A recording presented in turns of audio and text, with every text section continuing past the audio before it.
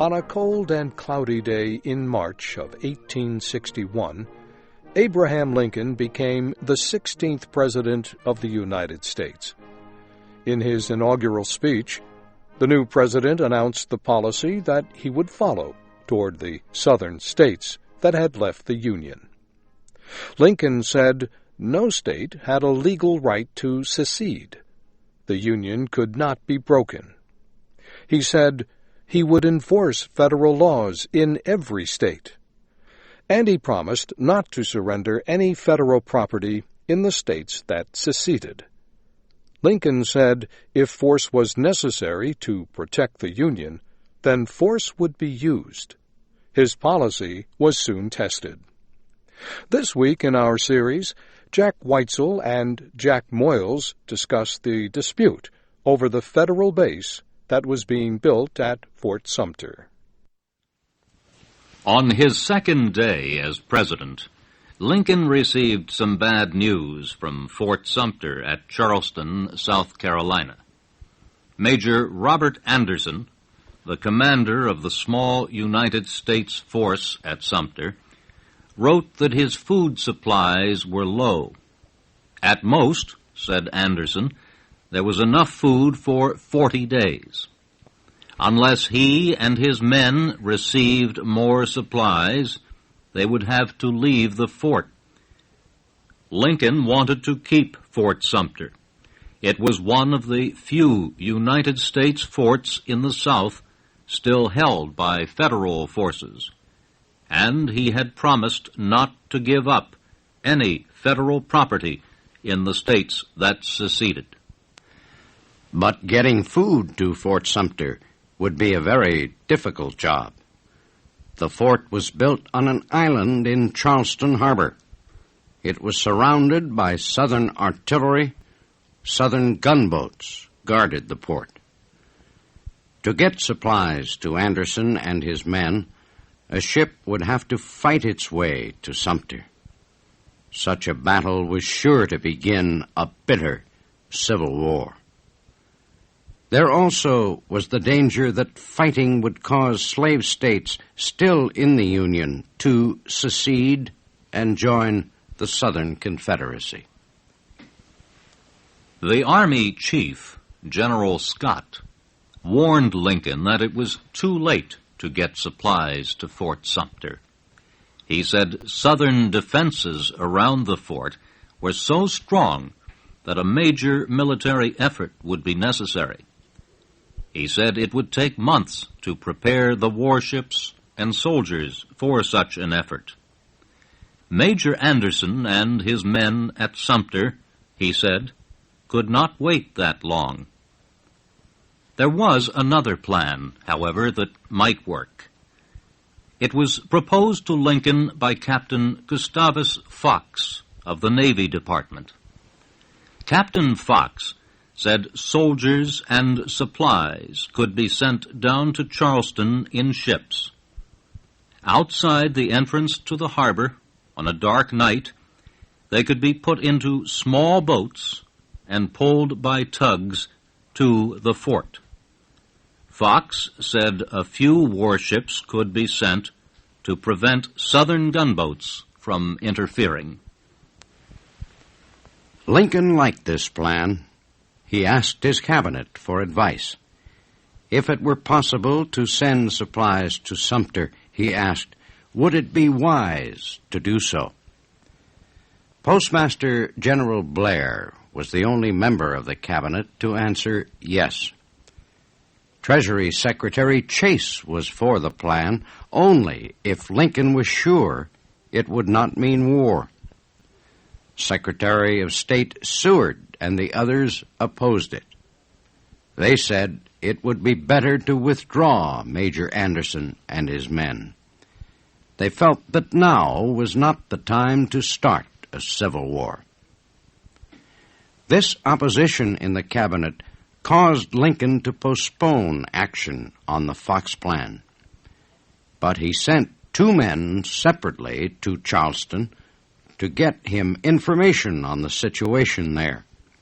One was Captain Fox. The other was a close friend, Ward Lamon. In Charleston, Fox met with Governor Pickens. He explained that he wished to talk with Major Anderson, not to give him orders, but to find out what the situation really was. Governor Pickens agreed. A Confederate boat carried Fox to Sumter. Anderson told Fox that the last of the food would be gone on April 15th. Ward Lamon went to Charleston after Fox returned to Washington. He, too, met with Governor Pickens and Major Anderson. The South Carolina governor asked Lamon to give Lincoln this message: "Nothing can prevent war except a decision by the President of the United States to accept the secession of the South. If an attempt is made to put more men in Fort Sumter, a war cry will be sounded from every hilltop and valley in the South." Lamon reported to Lincoln that the arrival of even a boatload of food at Sumter would lead to fighting. At the end of March, Lincoln held another cabinet meeting and again asked what should be done about Fort Sumter. Should an attempt be made to get supplies to Major Anderson? This time, 3 members of the cabinet voted yes, and 3 voted no. When the meeting ended, Lincoln wrote an order for the Secretary of War.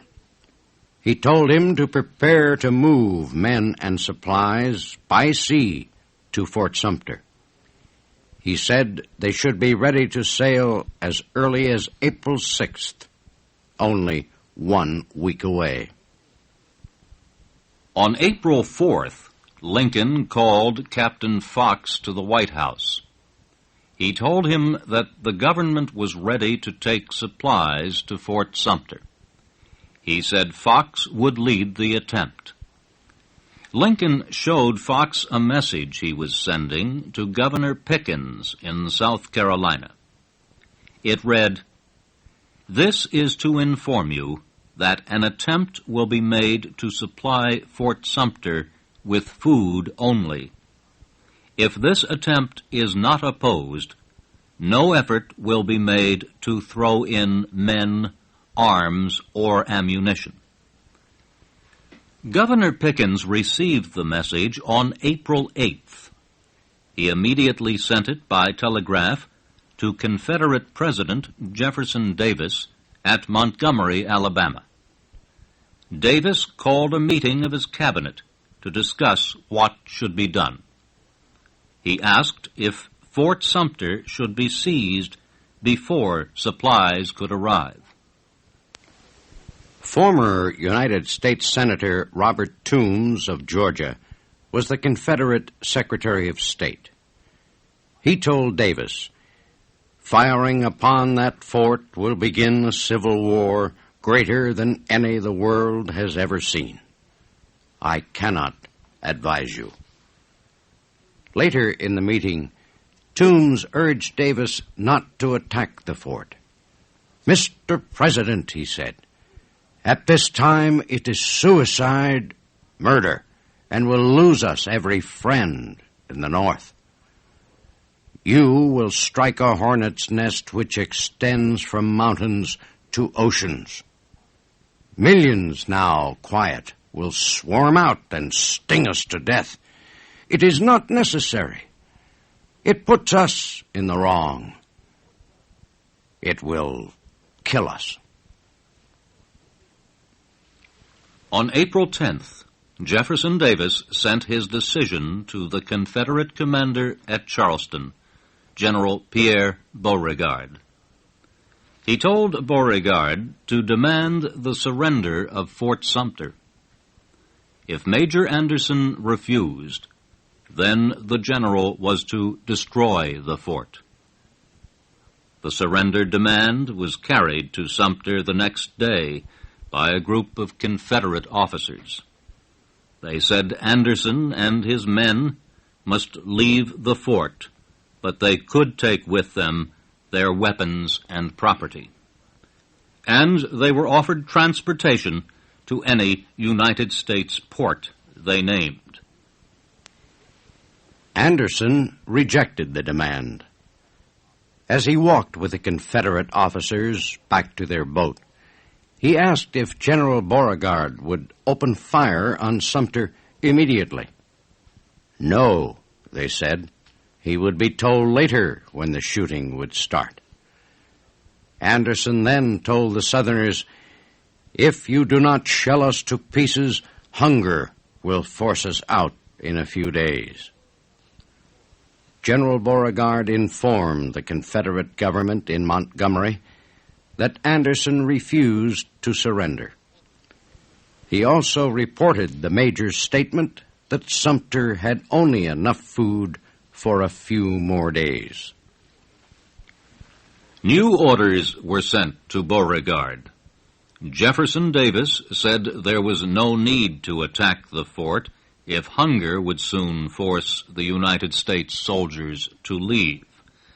But he said Anderson must say exactly when he and his men would leave.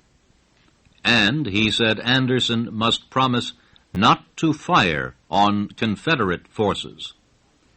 If Anderson agreed to this, then Confederate guns would remain silent.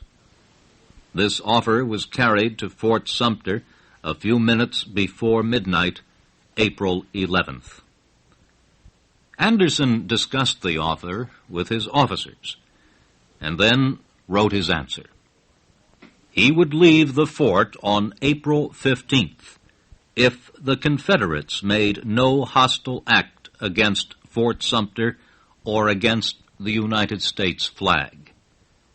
He would not leave, however, if before then he received new orders or supplies. This did not satisfy the three Confederate officers who brought Beauregard's message. They handed Anderson a short note.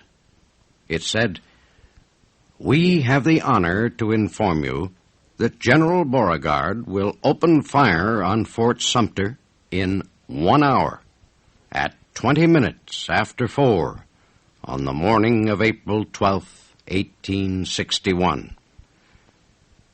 The major shook hands with Beauregard's representatives, and they left the fort.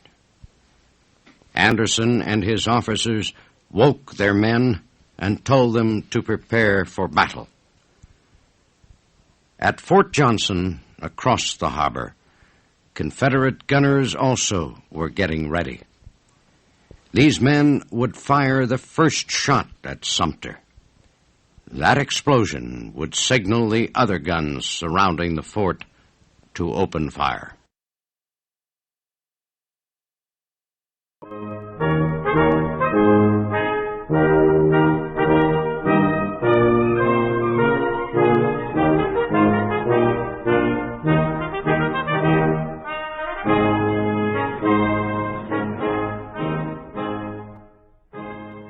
Thank you for watching. Can you do me a favor? Please leave a comment in the comment section below. That would really help. Thank you, and see you again soon.